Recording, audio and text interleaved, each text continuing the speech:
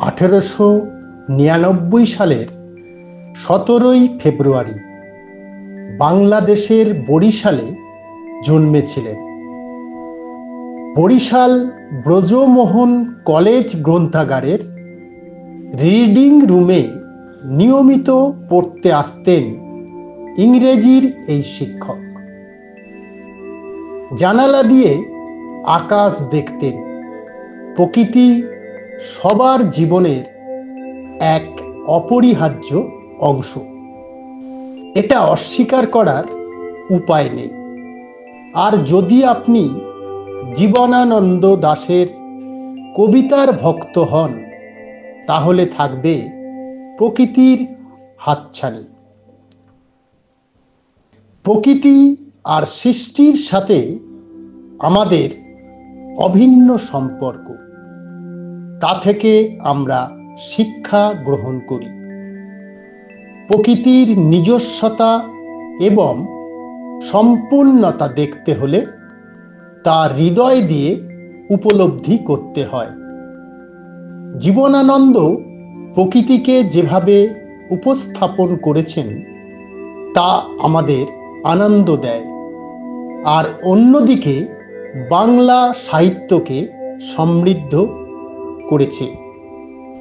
প্রভাতের নির্মল আকাশ, শীতের শিশির ভেজা ঘাস, পাখির কলকাকুলি, ধানের ক্ষেতে শিশির বিন্দু, সোনালি রৌদ্র, ভেজা সবুজ পাতার অপরূপ রূপ, নদীর ঘাটে ভেসে চলা নৌকো, দুপুরের নির্জনতা তার কবিতায় ধরা পড়ে।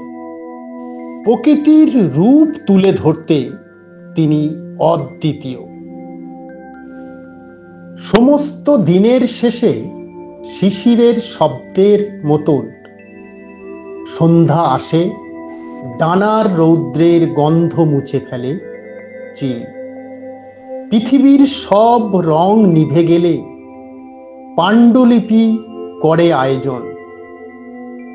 তখন গল্পের তরে জোনাকির রঙে ঝিলমিল।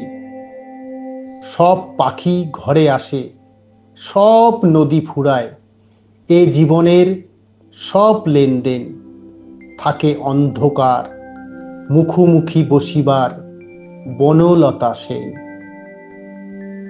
জীবনানন্দ দাশের চোখে বাংলার সৌন্দর্য সত্যি অপরূপ।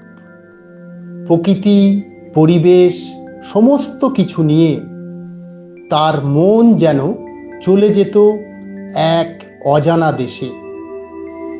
প্রকৃতি মানুষের চেতনার উপর গভীর প্রভাব ফেলে, সেই উপলব্ধি ধরা পড়েছে জীবনানন্দের কবিতায়।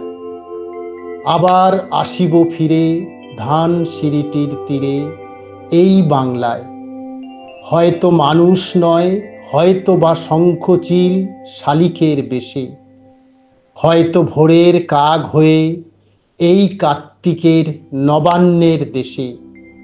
কুয়াশার বুক ভেসে একদিন আসিব কাঁঠাল তলার ছায়ায়।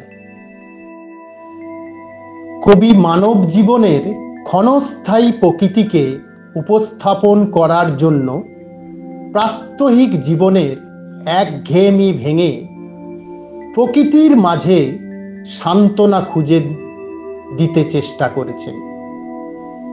হাজার বছর ধরে আমি পথ হাঁটিতেছি পৃথিবীর পথে, সিংহল সমুদ্র থেকে নিশীথের অন্ধকারে মালয় সাগরে। অনেক ঘুরেছি আমি বিম্বিসার অশোকের ধূসর জগতে, সেখানে ছিলাম আমি আরো দূর অন্ধকারে বিদর্ভ নগরে। আমি ক্লান্ত প্রাণ এক, চারিদিকে জীবনের সমুদ্র সফেন। আমারে দুদণ্ড শাস্তি দিয়েছিল নাটোরের বনলতা সেন। পৃথিবীলোক কবিতায় তিনি লিখেছেন, দূরে কাছে কেবলই নগর, ঘর ভাঙে, গ্রাম পতনের শব্দ হয়। মানুষেরা ঢের যুগ কাটিয়ে দিয়েছে পৃথিবীতে, দেয়ালে তাদের ছায়া, তবু ক্ষতি, মৃত্যু, ভয়, বিহ্বলতা বলে মনে হয়।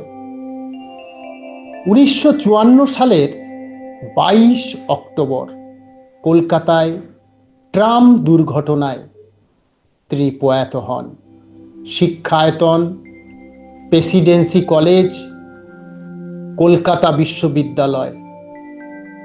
1952 সালে রবীন্দ্র পুরস্কার, 1955 সালে সাহিত্য একাডেমি পান। ইংরেজি সাহিত্যের এই শিক্ষাবিদ। নমস্কার।